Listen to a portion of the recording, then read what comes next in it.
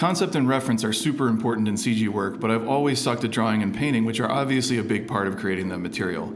I've been using various AI tools for a while now to fill this gaping void in my technique, but I recently got into ComfyUI, and I really love this concept art workflow I'm about to show you.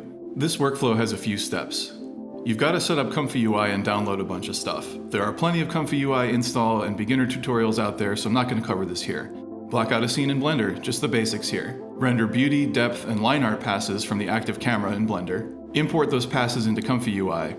Use them to control the hallucinations of a terrifying machine, and then composite those hallucinations using Photoshop. Here in Blender, I blocked out this lighthouse scene I'm going to use for an upcoming personal project. The shapes here are extremely basic. This is really the most detailed you need to get to make this work, but you can always add detail so that the AI will hallucinate accordingly. I've got a few cameras in the scene, and I've set them to a resolution of 1216 by 832, which seems to be what Juggernaut XL likes, since it was trained on that resolution. We need to make sure that we enable freestyle here for the line art pass, which just takes a few clicks, and hopefully I'm talking over what I'm doing long enough so that you can see it. We enable the mist pass for depth. And finally, we set up our compositing nodes for our outputs. We want to invert the depth pass. This will be hard to see detail in here, but it's machine readable, and that's all that counts.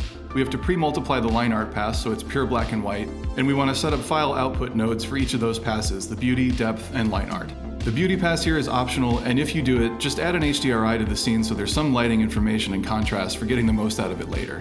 Now hit render, F12, and verify that you have 3 images that look the way you'd expect.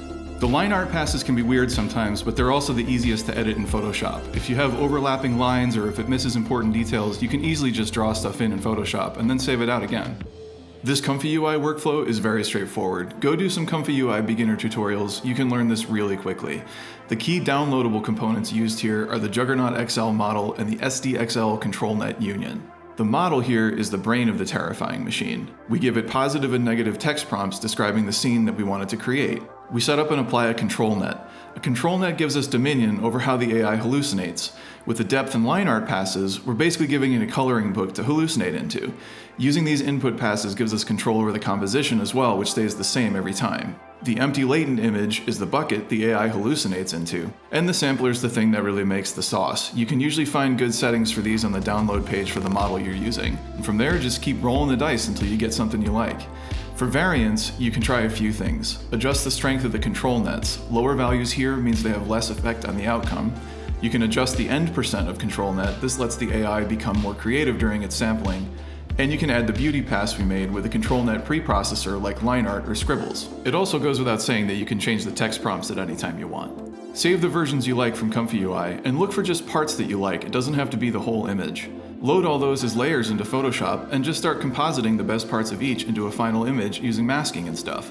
And that's it. It takes some tweaking and a good bit of dice rolling, but I've been really happy with what I've been able to make with this workflow. That's all for today. I hope this helps somebody.